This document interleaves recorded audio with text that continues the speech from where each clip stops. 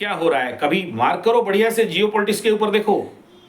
एक टाइम था सरकारी नौकरी, 9 बजे घुसा, 5 बजे रिटर्न, 9-10 बजे ऑफिस गया, 11 बजे चाय पिया, 2 मिनट ऑफिस में फाइल उठाया नहीं उठाया, 1 बजे खाना खाया, 2 बजे फाइल खोला नहीं खोला, 4 बजे चाय पिया, 5 बजे घर वापस। ये था सरकारी नौकरी।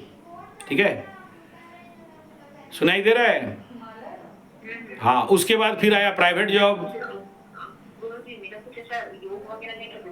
बता रहा हूँ ना, उसी में बता रहा हूँ। अभी प्राइवेट जॉब क्या था, सुबह 6 बजे या 9 बजे घुसा, कब वापस आएंगे कोई गारंटी नहीं है। अभी उसका पैटर्न भी चेंज हो गया 30 साल के अंदर। सनी अभी दूसरा राउंड में आ रहा है ना, अभी बोल रहे हैं प्राइवेटाइजेशन, काम नहीं चाहिए, तुमको मोनेटाइज करना है, माने मॉनिटरिंग करना है और प्राइवेट वर्कर से काम करवाना है। उसको बोलते हैं भाई कॉन्ट्रैक्चुअल जॉब, ठीक है, या आउटसोर्सिंग।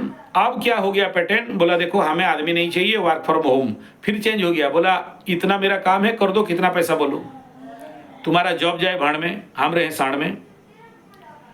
हर जगह में बड़े बड़े फैक्ट्री के पास जाओगे, बोलोगे देखो मेरा ये जॉब है, कितना लोगे बोल, तुम 2 घंटा में कर, 6 घंटा कर, मुझे मतलब नहीं है, इतना पैसा ले घर जा, हमको वर्कर नहीं चाहिए। अब आपका प्रश्न है कि आगे चल के मेरा नौकरी का क्या होगा, बाबा जी का ठुल्लू होगा, ठीक है, जिसके पास जितना कैपेसिटी है उतना कमाएगा। सीधा सा बात है, सिस्टम चेंज हो रहा है, जो वर्ल्ड का सिस्टम चेंज हो रहा है। और आप ये प्रश्न पूछोगे कि आगे चल के मेरा नौकरी का क्या होगा, तुम्हारा क्या, वो तो किसी का भी नौकरी नहीं रहेगा। वो चेंज हो रहा है सिस्टम, और वो सिस्टम के साथ आपको stress coping capacity and system coping capacity को बिल्डअप करना पड़ेगा और उस सिस्टम पे चलना पड़ेगा। लेकिन अगर ये सोचते हो कि 2 रोटी खाएंगे नौकरी रहेगा, ये भूल जाओ। अपने ऊपर काम करो, अपना एनर्जी, क्वालिटी, एक्सपीरियंस, स्किल को बिल्डअप करो। जैसे जैसे बिल्डअप करोगे ऐसे ऐसे नया नया अपॉर्चुनिटीज आएंगे। और आज का दुनिया प्राइवेट नौकरी का दुनिया है।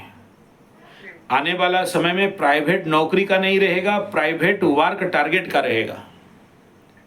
उस समय ज्यादा नहीं, और 5 साल के बाद वर्क ऑर्डर को तो आप खुद देख लेना भाई, तुम ये जानते हो तो करो, उस तुम्हारा सर्टिफिकेट तुम्हारे घर के बक्सा में रख के आओ। तुम क्या क्या पढ़े हो उसका कोई मूल्य नहीं है, तुम क्या क्या काम करके दे दोगे उसका मूल्य है।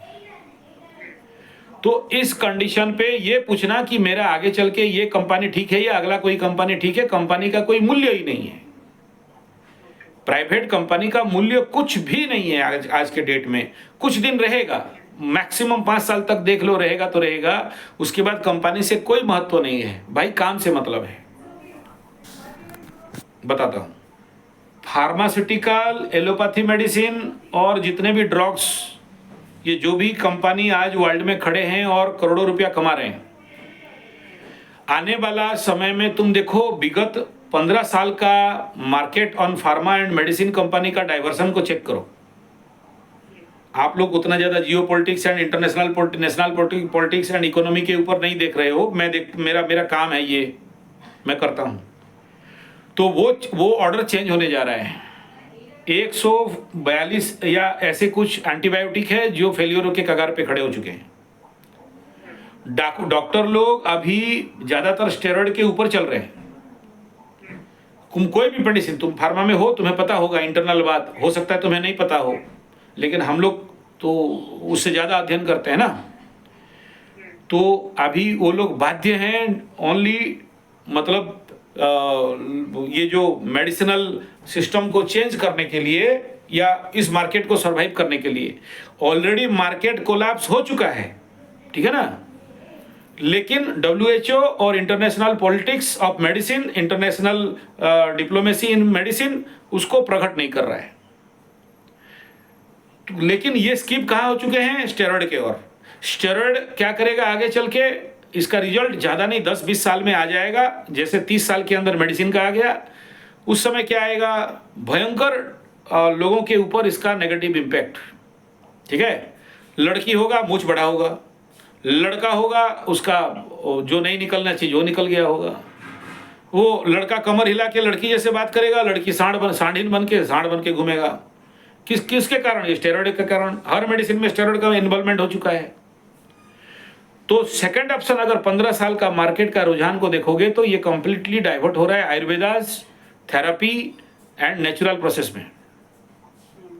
तो अभी आप ये कह रहे हो कि क्या मैं मेडिसिन बनाऊं, मेडिसिन प्रोडक्शन करूं, मेडिसिन बेचूं, बोला कर लो, लेकिन बुद्धिमान तो यही होते हैं जो आगे का देख सकें। If you are interested in medicine तो मैं मना नहीं कर रहा हूं, लेकिन साथ में आपका रुझान therapy, yoga therapy, naturotherapy and Ayurvedas and herbal therapy, panchagavya, इधर एंट्री करो, ठीक है, इस डायरेक्शन में अध्ययन करना चालू करो। मेरे माँ सुनो, धरती में सबको विश्वास करना, लेकिन कंपनी को कभी विश्वास नहीं करना, चाहे कितना बड़ा कंपनी हो। हर चुतिया ही होते हैं, हर चीज मल्टीनेशनल ईस्ट इंडिया कंपनी जैसे ही होते हैं। हाथी का 2 दांत होता है, एक दिखाने वाला, एक चबाने वाला। तुमको अगर ये कहते हैं कि हम न्यूट्रिएंट्स बनाते हैं, हम प्रोटीन पाउडर बनाते हैं, हम हेल्थ आइटम बनाते हैं, ये केवल मार्केटिंग स्ट्रेटेजी है। सच और झूठ क्या है, ये जब ध्यान करोगे, मेडिटेशन करोगे, अंदर घुसोगे तो तुम्हें सब कुछ सच दिखाई देगा, ठीक है।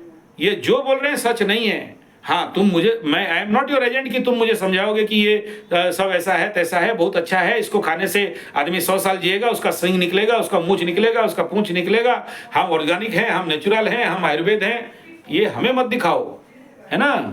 रामू ठग के सबको ठग दिया है, अभी उसका ठगवाना बाकी है कि नहीं।